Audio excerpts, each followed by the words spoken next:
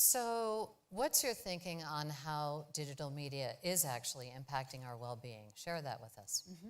So I think at this point, if we can get my slides up there, I'll share a little bit from my research about some of these time trends here in how things have changed. And that's my book, iGen, about this topic. So, as I mentioned, I've been doing this research on generational differences for about 25 years. And I got used to seeing generational shifts that were big, but would take a decade or two to roll out. Then around 2011 or 2012, in these very large national data sets of teens and college students that I analyze, I started to notice changes that were bigger and more sudden. I'd really never seen anything like it. So, for example, more teens started to say that they felt left out. More started to say that they felt lonely. More started to say they felt like they couldn't do anything right, or that their life wasn't useful, or that they didn't enjoy life. And these are classic symptoms of depression. So these two were from the data sets that I usually work with. Then these trends started to show up in other data sets too, big national government screening surveys. So this is major depressive episodes. That's clinical level depression that really needs treatment in the last year. Among 12 to 17-year-olds was pretty much unchanged until 2011.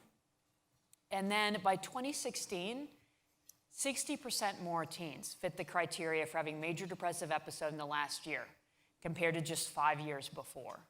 That's a pretty big shift in a very short period of time.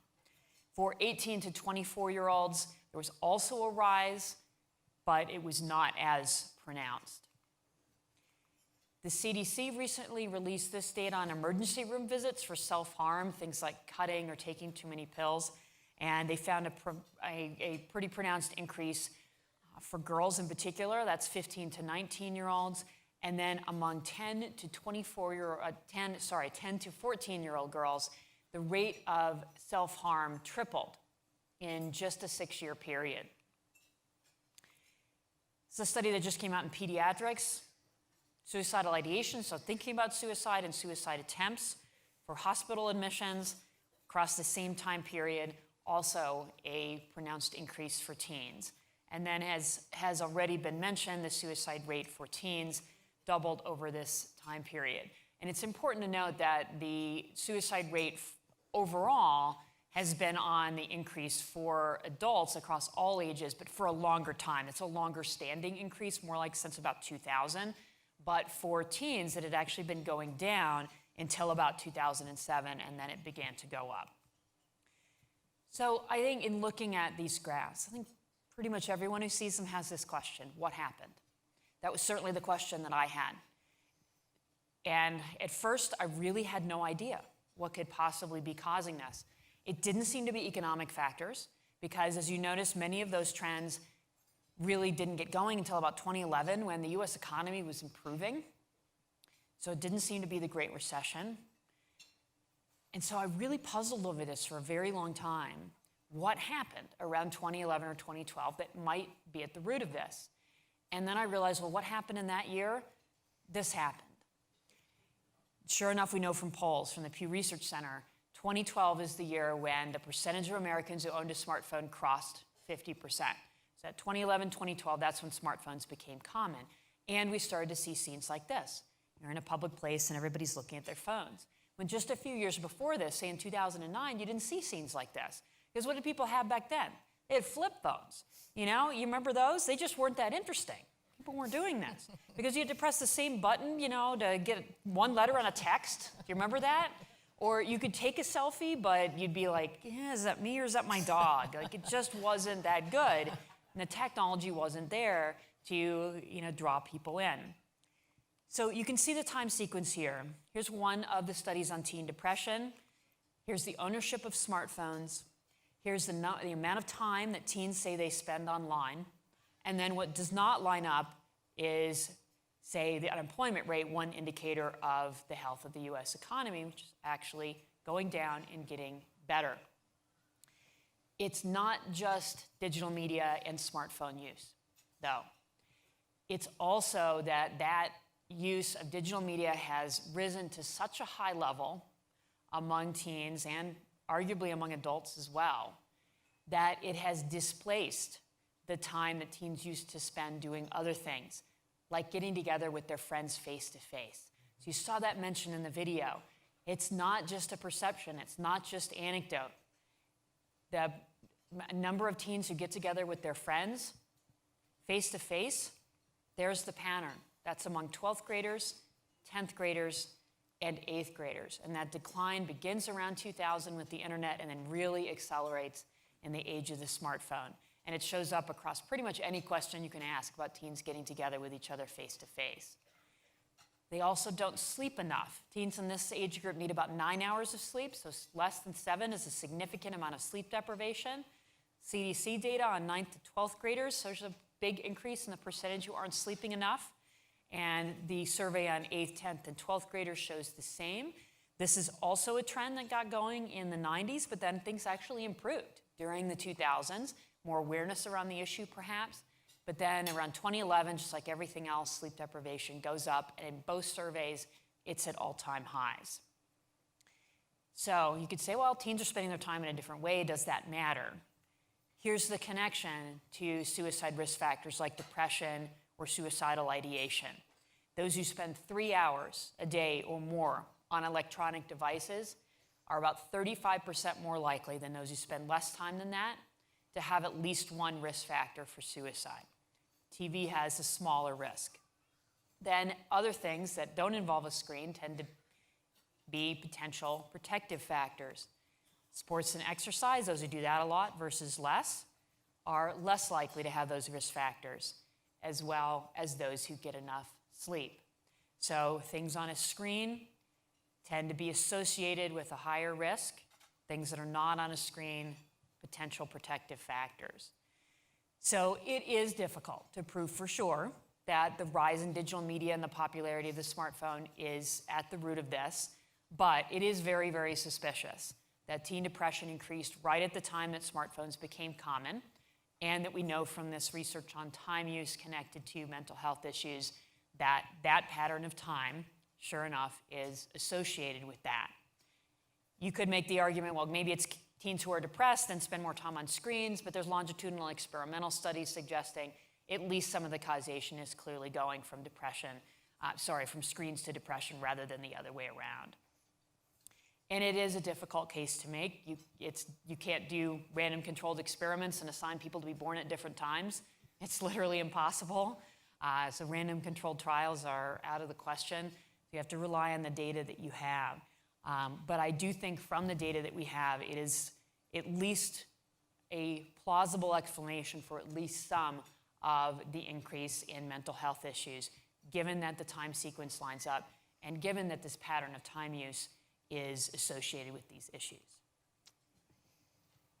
As well, that my conclusion is that we have a generation that is physically safer, probably the safest generation in history, yet is more mentally vulnerable. It's an intriguing combination that suggests the ways in which we've had some success in protecting our children, and then the ways in which them spending their time in their bedroom might keep them physically safe, but may not be the best for their mental health.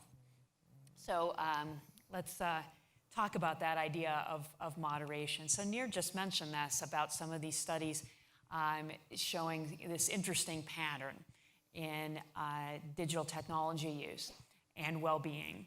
So this is from a couple of studies, and across the bottom there's hours per day on electronic devices or online.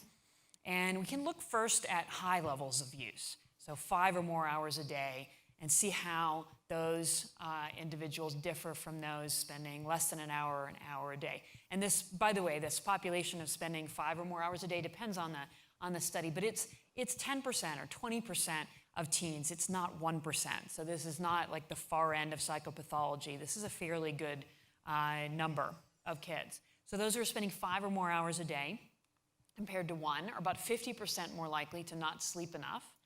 They're about 70% more likely to have at least one of those risk factors for suicide. and they're twice as likely to say that they're unhappy. But then you notice the other piece here is that the teens who aren't using digital media at all are not necessarily the most well-adjusted, that there's a little bit of a curve there. So that's partially probably who those teens are. There's probably some with special needs or are very disadvantaged. But I also think there's probably some in there whose parents took their phones away, so they're really mad, not very happy. But I think what this really points toward is limited use, that up to 2 hours a day or so doesn't have these consequences. It's really overuse or an excessive amount of use.